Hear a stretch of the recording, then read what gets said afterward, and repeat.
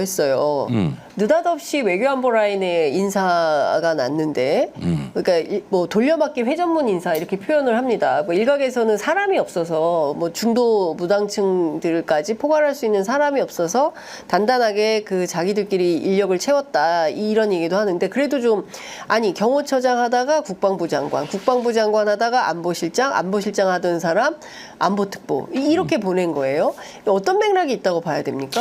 아니 그러니까 이 인사는 너무 기이해가지고 기이한 인사. 아무리 뭐 여러 가지 이유를 저도 뭐 여러 가지 추정하는 이유는 얘기했습니다만은 네. 분명히 이건 우리가 모르는 뭔 사연이 있긴 있어요. 이렇게 급박하게 개각철도 아닌데 네. 이렇게까지 하고 뭐 김문수 노동부 장관 지금 2명이거든 개각이. 이거는 분명히 뭔가 좀 내부의 암투 불랑 갈등 뭐 이러든지 뭔가 긴급히 처리해야 될 일이 있다든가 이건 분명히 내막이 있는 인사라고 봐야지 아무리 봐도 정상이 아니거든요. 네. 근데 이제 저도 취재를 해보면 이 인사를 신원식 국방부 장관 문제부터 출발해서 해석하는 분들이 계시고요. 장호진 안보실장으로부터 출발해서 문제를 좀 해석하는 분들이 계세요. 저는 둘 다 아니라고 봅니다. 둘 다 아니라고 보세요? 뭐라고 네. 보십니까? 저는 김용현부터 시작했다고 보는 건데요. 김용현부터. 네. 지금 뭔가가 있다라고 말씀하셨는데 네. 저도 뭐 몇 군데 노크를 해보니 네. 여러 가지 이야기를 듣는데 제가 제일 유력하게 생각하는 건 네. 이 최상병 특검입니다. 지금 최상병 특검이 지금 용산 입장에서 보면 네. 걷잡을 수 없이 여기저기에서 지금 구멍이 나면서 정보들이 새어나가고 있는 거예요. 네. 그 중에 하나가 이제 통신 조회인데, 예. 뭐 최근엔 공수처가 이제 윤석열 대통령 핸드폰하고 그 주변. 800에 7070 예. 이런 것들을 한다고 했지만 사실은 그 전에 네. 군사법원에서 그렇죠. 이종섭 장관을 비롯해서 그 관련된 사람들에 대한 통신 조회를 허락을 해준 거예요. 영장이 막 네. 나왔죠. 그런데 그게 군 검찰이 요청해서 한 게 아니고 예. 변호인들이 예. 박정훈 대령의 변호인들이 이것 좀 해주세요. 예. 라고 통신 조회 좀 해주세요라고 예. 요청하니까 법원이 그래 하고 허락을 해준 내준 겁니다. 거죠. 예. 그게 사실은 통신 조회를 허락을 해준 의미가 아니고 영장을 발부한 거나 마찬가지이고 굉장히 중요한 내용들을 군사법원에서 허락을 해준 거예요. 네.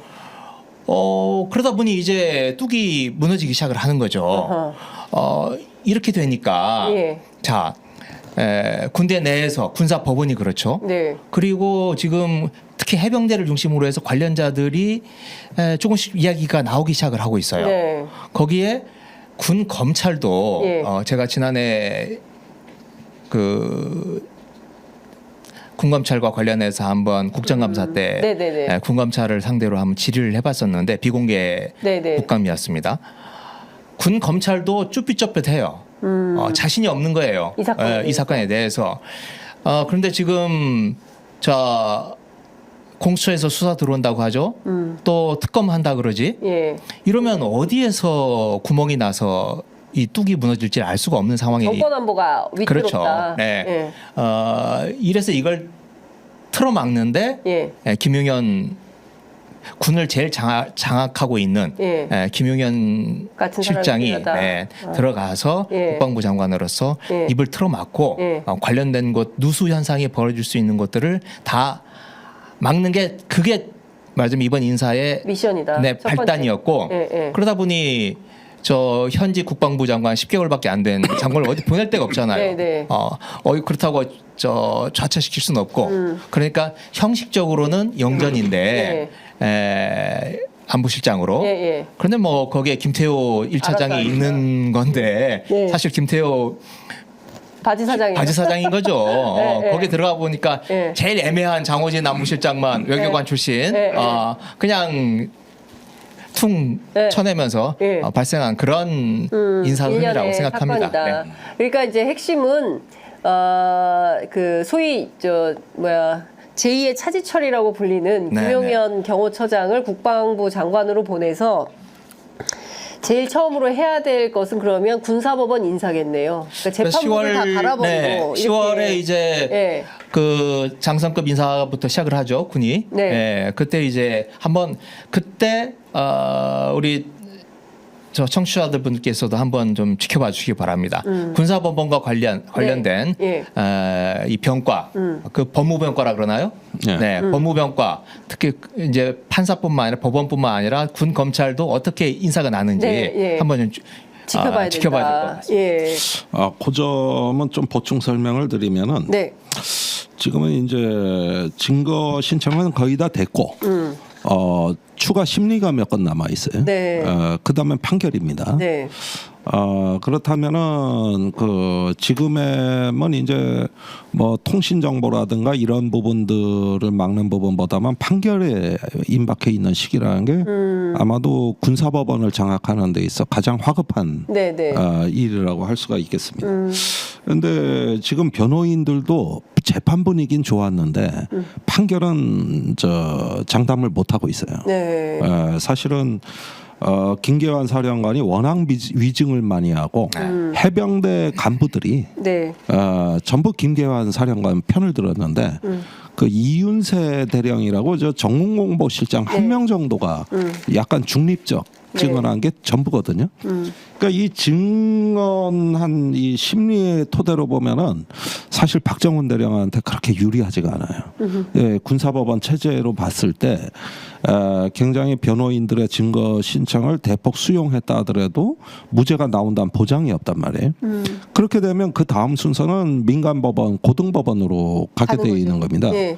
근데 물론 지금까지 군사법원이 뜻밖의 우리를 놀라게 한 일이 많이 있었습니다. 네, 네. 작년 8월에 그 박정훈 대령 구속영장 기각으로부터 기각이 해서 됐죠. 전 군사법원에 대한 시각이 안 좋았는데 저렇게까지 하나 하면서 나름대로 또 네, 제가 그거는 그 스토리를 하는데 그날 제가 현장에 있었거든요. 현장 예. 취재를 했는데 그날 군사법원이 굉장히 완고했습니다. 그러니까 뭐냐면 법원문을 열어주지를 않았어요. 그렇죠. 그러니까 그 국방부 검찰 통해서 들어와라. 그래서 그 자리에서 군인권센터 임태훈 소장이 고래고래 학을 그거 쓰고 원래 잘하죠. 우리가 이 군사법원 문을 열기 위해서 얼마나 노력을 했는데 이제 그렇게 못 들어간다. 그래서 박정훈 대령 뭐 김정민 변호사 해가지고 현장에 서 있었고 그날 야당에서 그때 이제 민주당 국회의원들이 박범계 전 법무부 장관 포함해가지고 8명 국회의원이 와가지고 난리가 나요. 뭐 거기 민원실이 막 난리가 나고 그 다음에 군 검사가 튀어나오고 막 난리가 나고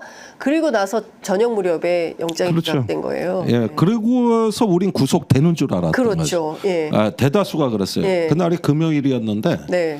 제가 그때 밤늦게 기각되는 거 보고 제일 행복한 주말을 보냈다 네. 할 정도로 너무나 기뻤던 일이었습니다.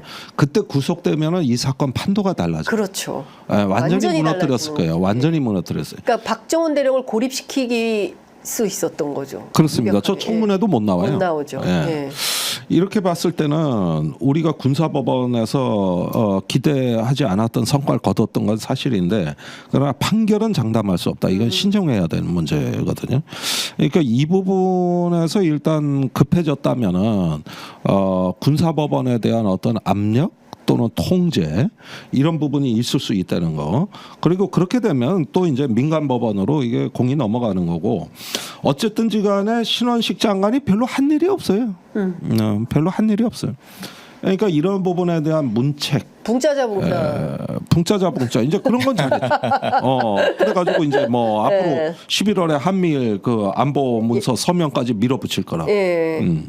이런 상황까지 가요. 네. 아니 그럼 신원식 이제 실장이 되셨는데 이걸 본인이 영전이라고 생각을 했으면 네. 그냥 객관적으로는 영전이죠. 같은 장관급이지만 안보실장이 국방부 장관보다는 네. 의전 서열이 높으니까. 네. 그런데 만일 본인이 이걸 영전이라고 생각했으면 신나서 뭐라도 했을 거예요. 그런데 인사가 나서 너무 조용해요. 너무 조용해요. 너무 조용할 뿐만 아니라 네. 어제 8.15 그 경축사 끝나고 난 뒤에 네네네. 그걸 이제 기자들한테 브리핑을 하잖아요. 네. 이게 안보실장 몫이에요. 그렇습니까? 그런데 안보실장이 나와서 이제 이번 경축사가 어떤 의미를 지니고 예. 있고 이 문안 하나하나는 어떤 의미를 지니고 있다 이런 걸 예. 설명해 주는 게 안보실장의 몫인데 김태호가 있어요. 김태호가 나와서 하고 있잖아요. 예. 337 이건 예. 신원식 바지 안보실장 사장. 네. 바지 사장이다라고 하는 걸 보여주는 간접적인 앞으로 표죠. 네. 안보실장하고 김태호 차장 간에 바람 바람 잘 날 없어요. 아. 바람 잘 날이 없어요. 아니 근데 제가 취재하니까 신원식 장관은 상당히 자존심이 강한 군인이다. 나름 전략통이다. 뭐 우리는 그냥 붕짜자 붕짜로 알고 있지만 그가 그렇게 호락호락한 사람이 아니다. 유승민을 한때 저기 했던 사람이기 때문에 김태호 차장하고 계속 갈등할 거다. 오래 못 있는다 이런 얘기를 누가 하나 쫓겨난다 이런 얘기를 하더라고요. 저도 그렇게 생각합니다. 지금 안보실장 이번에 예. 네 번째죠? 네 번째입니다. 네 번째인데 점점점 임기가 줄어들고 있어요. 그러다가 이번에 지금 저 장 실장이 7개월 만에 물러났는데 맞습니다. 아마 신원식 안보실장은 더 짧지 않을까. 왜냐하면 다음 미국 대선이 끝나고 나면 예. 그쪽에 NSC 보좌관이 미국에 네네. NSC 보좌관이 새로 들어올 텐데 네. 그 서로 파트너가 돼야 되거든요. 그런 의미에서도 몇 달 못 가지 않을까? 이런 생각이 듭니다. 그렇군요.